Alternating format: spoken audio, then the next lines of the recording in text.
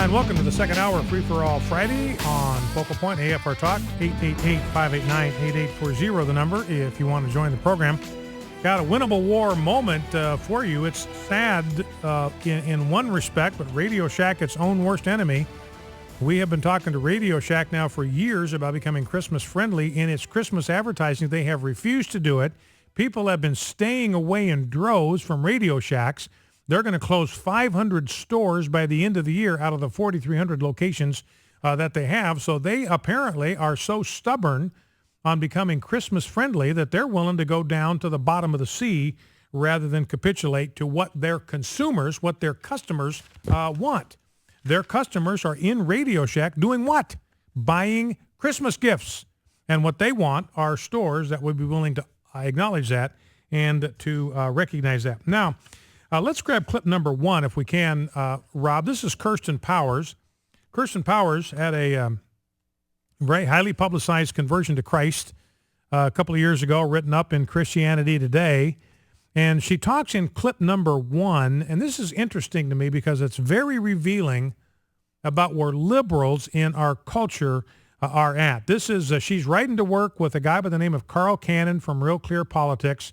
It's sort of a morning drive time deal. They do a commute conversation where a reporter from Real Clear Politics will actually pick somebody up, some newsmaker up, drive them to work in the car. They got a little dash cam there, so they record the conversation as they're driving in to work on the morning commute. Here is an excerpt from this conversation. She's responding to her liberal friends who thought that she was a traitor by going over to Fox News, thought that all the people at Fox, because they're conservatives, are like mean, vitriolic, and hateful.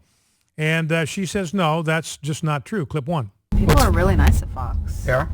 No, it's been good for me because before that I lived in a real liberal bubble, and all my friends were liberals, and I grew up in a really liberal family, and, had a lot of ideas about conservatives, and, then I got to Fox, and I just was like, oh, they're not all evil and stupid. Conservatives. Yeah, and wonderful people, really different view of the world than I have, but very well thought out view, and they've been really great to me. So she said, people at Fox have been great to me. In fact, I've discovered that they have a really well thought out worldview. They're not the stupid people that I always believed they were. So Kirsten Powers was an adult. She was an adult before she went over to Fox News, before she became a Christian. And all that time, she grew up in a liberal progressive household. All that time, she believed that conservatives were evil and stupid because she didn't know any of them. She herself said, I'm in this liberal bubble. I was in this liberal bubble. I never had any contact. You talk about people that are locked in this village, and there's a whole world out there that they don't know anything about. I mean, liberals want to believe that we're the ones that are in that village. It's the liberals that are in the bubble. It's the liberals that are in this little Potemkin village with not a clue about what's going on in the rest of America. So it says, as long as I was in this liberal bubble, I thought, and so realize this is what the media thinks of you, ladies and gentlemen. It's what it thinks of me. It thinks that we are evil and stupid. That is their default. They don't even have to know us. They don't have to. In fact, they don't want to get to know us because they might have to change their mind. They might discover that we're actually really nice people that just have convictions about certain issues. We don't hate anybody. We just have strong convictions. We're really nice people. We're fun to be around. Got a sense of humor. They don't want to find any of that out because they just want to believe that we are evil and stupid. But it turns out, clip number two, that Kirsten Powers is still in that same liberal bubble when it comes to homosexuality, and she doesn't realize it. Let's listen. They're very hung up on, because so much of the base is Christian. They say, I can't support it because of what the Bible says. But of course, we have lots of laws that the Bible doesn't affirm, and we don't make everything illegal that the Bible says is wrong. So, divorce, no-fault divorce, that doesn't jive with the Bible. Right, but the conservatives also are worried. They've tied it into the culture war. So now, it's not enough to be in favor of gay marriage. If you run a family bakery and you won't bake a cake for a lesbian couple.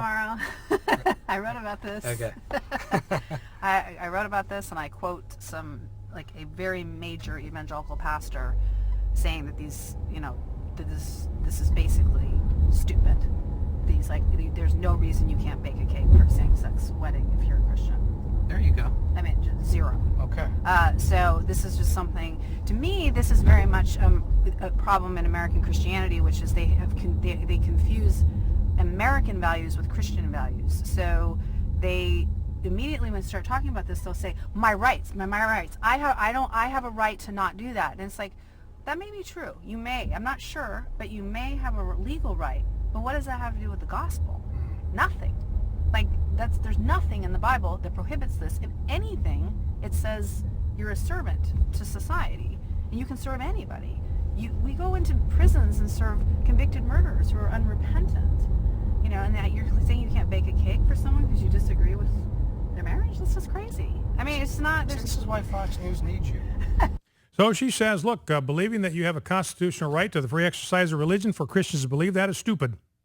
And it's crazy. This Kirsten Power, she's a believer, just been poorly taught, has not been grounded in the Word.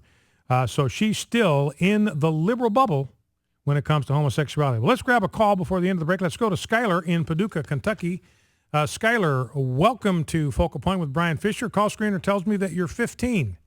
Yes, sir. I'm a 15-year-old, and I'm also homeschooled. Okay, great. Well, tell us why you called.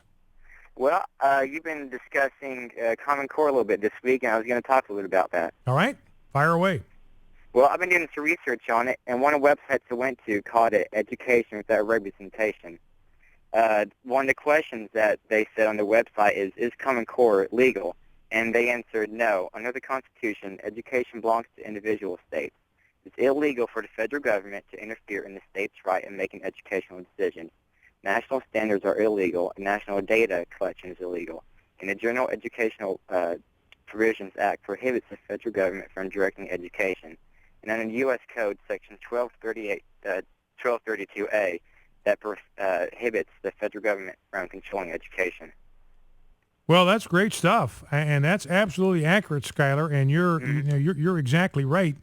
And I don't know how much of the Constitution you have studied there in the course of your home education there, but you go to Article 1, Section 8 of the Constitution. This is before you get into the amendments. This is the original Constitution. You go to Article 1, Section 8, and it lists all of the powers that Congress have. That's how it begins. The Congress shall have the power to. And then it lists about 17, 18, 19 powers of action that Congress has. It kind of depends how you break them up. But, Skylar, you go there to Article 1, Section 8, the Congress shall have power to. And remember, if it's not in that list, Congress can't do it because these are the only powers it has. And directing education for the United States is not on the list. So that source is exactly right.